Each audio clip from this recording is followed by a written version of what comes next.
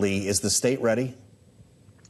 They are. Good to be here. And, the good news on this storm is we've had a couple of days to prepare. That goes towards evacuation planning and giving people time to make decisions for their family, for their business.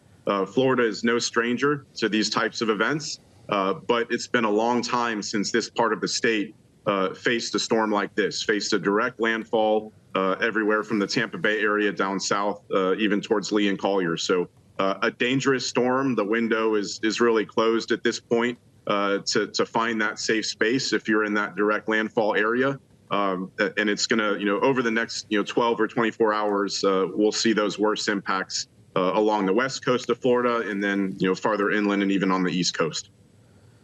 Does it help, Lee, that FEMA was already there to deal with the first hurricane? The fact that even more officials, more members of the agency have been surged into Florida and all of their equipment is already there? Or does that complicate matters because they have to hunker down and move out of the way?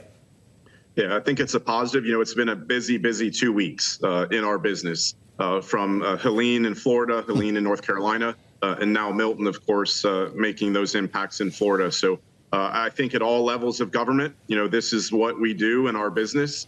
We plan, train, exercise for these types of events. And even in those exercise scenarios, sometimes they talk about, multiple storms impacting the area. In 2004, 2005, Florida dealt with multiple hurricane landfalls in a very short time frame. So those are all scenarios that go into those planning, training, and exercise scenarios, which is a positive for this event. We've got 11 counties under mandatory evacuation here, Lee, and based on what we've experienced in the last 12 days since Hurricane Helene, the coming week could be a real challenge. This is a storm that's making its way across central Florida on its way to the East Coast and could remain at hurricane strength, we're told, for that entire period of time. After what you've seen with misinformation surrounding the cleanup, the recovery and response to Hurricane Helene, how can Florida prevent that from happening again in the days ahead? Sure. The message in Florida, and I know everywhere, is, find that trusted source of information. We have state and local and federal emergency managers, public information officers that do their best to get out that, pure source of information from the decision makers. So incredibly important for the members of the public, our residents and visitors who are hunkering down now. Go to your county emergency management website, go to your state emergency management website, floridadisaster.org, to get that trusted information from the source. I know there's a lot of information out there. There's a lot of opportunity to, click on, various links to get information, but you just really have to make sure that information is trusted. And it's incredibly important, especially in the life safety time right now.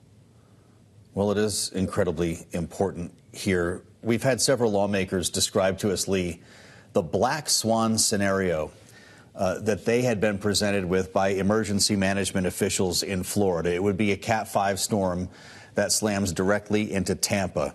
I realize this may not be a Cat 5 when it lands. I realize that also may not matter. Lee, paint the picture for us of what a 15-foot storm surge would mean for the city of Tampa by the time we wake up tomorrow.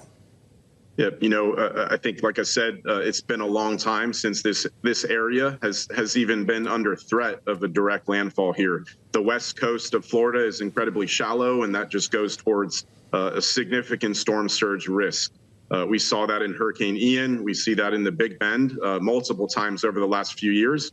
The Tampa Bay area, no surprise, has a lot of infrastructure, a lot of residential structures and businesses right along the coast. So absolutely a devastating possibility there for that area. But even if you go farther south, Pinellas County, Sarasota, Manatee, Charlotte, and down the line.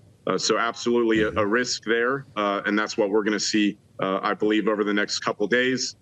It's really unknown exactly who's going to get the worst of that surge, but certainly a potential for devastating storm surge for some of these counties. Lee, is Florida better equipped just by the nature of its geographic location and history with hurricanes and tropical storms than, say, North Carolina, which seemed to be caught off guard by Hurricane Helene? And Joe, they're professionals across these different organizations, state emergency management, local emergency management, states in these hurricane-prone areas, for better or for worse, have a lot of practice. They get tested over and over again, it seems like, and as these storms threaten, they have the opportunity to respond sometimes more than other areas who see disasters on a less frequent basis. So I have faith that these professionals are going to do a good job, and they know what they're doing, and they're ready for what's to come.